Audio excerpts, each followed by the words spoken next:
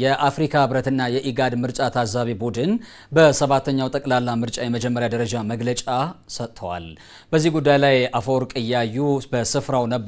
ተጨማሪ መረጃዎችን ሊያጋራን በቀጥታ መስመራችን ላይ አግኝተነዋል። ከሱ ጋር አጠር ያለ ቆይታ አደርጋለሁ። እኛውንም አብራችሁን ሆኖ አፈወርቅ እንደምን ውለሃል? አንተ በምትገኝበት በዚያው ስፍራ ላይ የኢጋድና እንደዚሁም ደግሞ የአፍሪካ ህብረት የመጀመሪያ ደረጃ የታዛቢዎች ቡድን ሪፖርቱን አውጥቷል።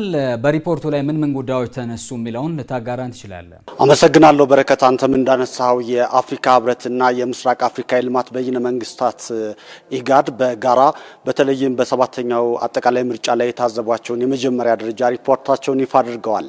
ኢትዮጵያና ኢትዮጵያን ስላገኛችሁ ስኬት ስላሳካችሁት ውጤትም እንኳን ደስ አላችሁ ብለዋል። የኬንያው የቀድሞ ፕሬዝዳንትና የኢጋድ የአፍሪካ ህብረት የታዛቢዎች ቡድን ሰብሳቢ ኡሁሩ ኬንያታ በዚህ መግለጫ ላይ ኢትዮጵያ ታላቅ ሀገር ናት፣ በብዙ ነገሮች ቀድማለች። ኢትዮጵያ ያልተገዛች ናት፣ ለነጻነት እምቢ ብላ ነጻነቷን አረጋግጣለች። ኢትዮጵያን በጋራ ተባብራችሁ ትልቅ ታሪክ ጽፋችኋል፣ ለዚህም እንኳን ደስ አላችሁ ማለት ወዳለሁ ብለዋል። ኡሁሩ በሰጡት መግለጫም በተለይ የአፍሪካ ህብረት የህብረቱን ቃል ኪዳን ስልጣን በሰላም መሸጋገር አለበት በሚል መርህ እንደቆመ ታዛቢዎችን ልኮም በተለያዩ የኢትዮጵያ አካባቢዎች በታዛቢዎች ቡድን ሂደቱን ሲከታተል መቆየቱን በድምጽ አሰጣጡ ዕለት ከመጀመሪያው ጀምሮ እስከ ፍጻሜው የነበሩ ሂደቶችን በቅርበት ራሳቸውም የቀድሞ የኬንያ ፕሬዝዳንት ኡሁሩ ኬንያታን ጨምሮ የተለያዩ የታዛቢዎች ቡድን አባላት በአዲስ አበባና በተለያዩ አካባቢዎች ሲከታተሉ መቆየታቸውን በዚህም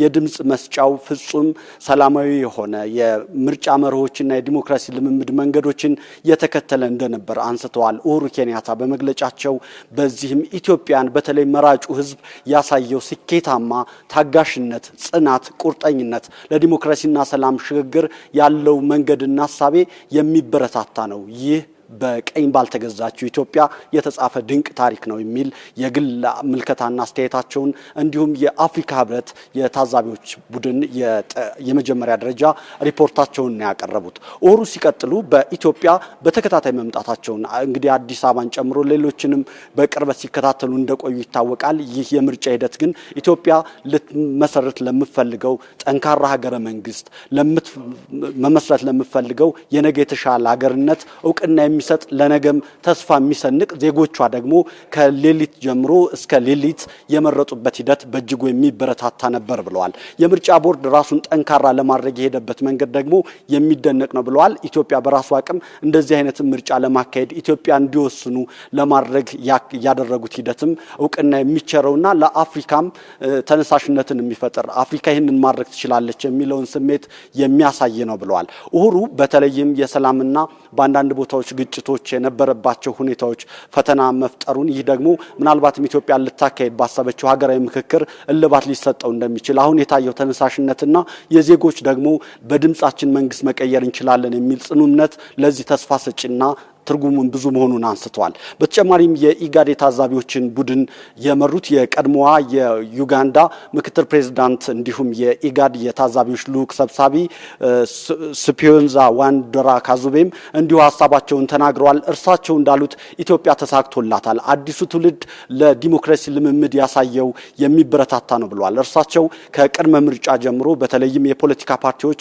የተመጣጠነ የአየር ሰዓት እንዲያገኙ የተሰሩ ስራዎች ተስፋ ሰጪ ጅምሮች እንደነበሩ መገናኛ ብዙሃን ከኢትዮጵያ ብሮድካስት ባለስልጣን ጋር በመተባበር ፖለቲካ ፓርቲዎች ሀሳባቸውን እንዲያደርሱ የሰሯቸው ስራዎች በእጅጉ የሚበረታቱ መሆናቸውን የመራጮችን ምዝገባ በቴክኖሎጂ ለማድረግ በተለይም ወጣትና አዲሱን ትውልድ ለመድረስ የተሰራው ስራም እንዲሁ በእጅጉ የሚበረታታ ነው ብለዋል። አካል ጉዳተኞችን፣ ሴቶችና ሌሎችን ተጋላጭ የህብረተሰብ ክፍሎችን አካታች ለማድረግ የተሰሩ ስራዎች በአንዳንድ አካባቢዎች ተፈናቃዮችን በምርጫዎች እንዲሳተፉ ለማድረግ የተሰሩ ስራዎችም የምርጫውን አካታችነት እንዲሁም የምርጫውን ቅቡልነት የሚጨምሩ ሂደቶች እንደነበሩ ኢጋድ ታዝቧል የሚል ሐሳባቸውን ተናግረዋል። ከዚህም በተጨማሪ የመራጮች ትምህርት ለመስጠት 169 የሚደርሱ ሀገር በቀል የሲቪል ማህበራት በኢትዮጵያ የተለያዩ አካባቢዎች ተዘዋውረው የመራጮች ትምህርት ሲሰጡ መቆየታቸውን ከዚህ ውስጥ አብዛኞቹ በኢትዮጵያ መንግስት የፋይናንስ ድጋፍ የተደረገላቸው መሆኑን ይህም ዜጎች የምርጫ ካርድ እንዲወስዱና 54.7 ሚሊዮን ዜጎች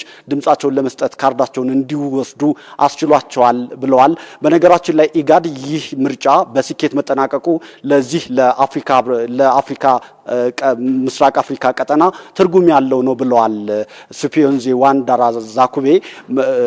እርሳቸው ይህንን ሐሳብም ሲያነሱ በተለይም የአፍሪካ ቀንድ እንደሚታወቀው በሰላምና በአለመረጋጋት ችግሮች ስሙ የሚነሳ ነው። ኢትዮጵያ ግን እንዲህ ነፃና ገለልተኛ የስልጣን ሽግግር እንደሚደረግ ማሳያቷ የበለጠ ተስፋ የሚሰጥ ነው ብለዋል። ከዚህ በተጨማሪ ግን ህዝቡን አድንቀዋል። ሌላ ሀገር ይሄንን አልተመለከትኩም፣ በአፍሪካ ሀገራትም ይህ የተለመደ አይደለም ብለዋል። እርሳቸው መገረማቸውንም አልደበቁም። እንግዲህ በተለያዩ የምርጫ ሂደቶች ውስጥ ማለፋቸውን የተለያዩ ሀገራትንም መታዘባቸውን አንስተዋል። ስፒዮንዜ ዋንዳራ ካዙቤ ይህንን ሀሳባቸውን ሲገልጹም ኢትዮጵያ አዲሱን መንገድ ጀምረዋለች፣ ተሳክቶላታልም። ስለዚህም ኢጋድ እንኳን ደስ አላችሁ ማለት ይወዳል ብለዋል።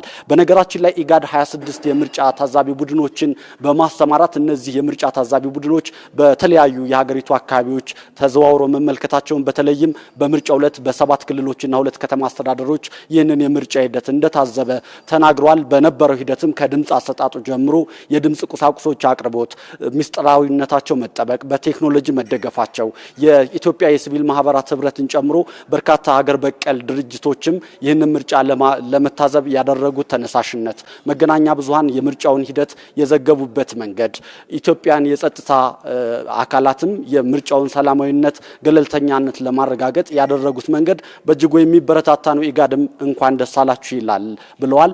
ኢትዮጵያን በድምጼ መፍትሄ ያገኛለሁ፣ በድምጼ መንግስቴን እመሰርታለሁ የሚል ሐሳባቸውን በምርጫው ቀን በጽናት በመሰለፍ በቁርጠኝነት በታጋሽነት ሁኔታዎችን በማሳየት ከፍተኛ ሚና ያለው ነው የሚል ሐሳባቸውንም አክለዋል። ይህ የመጀመሪያ ደረጃ ሪፖርት ነው በአፍሪካ ህብረትና በኢጋድ እየተሰጠ ያለው። በተለይም በሀገር ውስጥ የሌሎች ታዛቢ ቡድኖችም ምርጫውን መከታተላቸው ይታወቃል። ዜጎች የሚመርጡበት፣ ዜጎች ያሸነፉበት፣ ኢትዮጵያ የተመሰገነችበት መግለጫም ነው። ሆኖም በተለይም ሰላምን ለማረጋገጥና ሰላም ባለለባቸውና በተወሰኑ አካባቢዎች ምርጫው ሳይደረግ መካሄዱን በትግራይና በተወሰኑ በትንሽ የአማራ ክልል አካባቢዎች መደረግ እንዲችል የኢትዮጵያ መንግስትና ምርጫ ቦርድ ስራዎች መስራት አለባቸው ብለዋል ሁለቱም ተቋማት።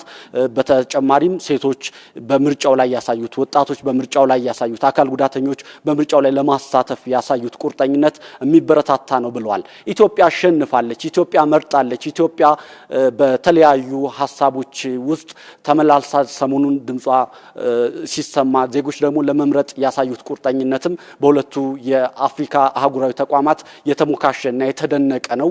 ሆኖም አሁንም ተቋማት ግንባታ ላይ በአንድ ምርጫ ጣቢያ የሚገኙ ሰዎች ቁጥር ምናልባትም ጭንቅንቅ እንዳይፈጠር ሌሎች አማራጮችን ቦርዱ ማጤን ካለበት ይህንንም ሪኮመንድ አድርገዋል፣ ጥቆማ ሰጥተዋል።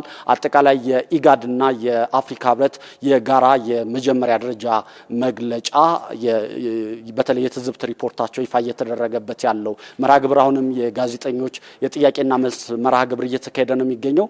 ምሽት በሚኖረን ሰዓት ደግሞ በሰፊው የምንመለስበት ይሆናል። በረከት፣ አመሰግናለሁ አፈወርቅ ለጋራህን መረጃ። መልካም ጊዜ ይሆንልህ።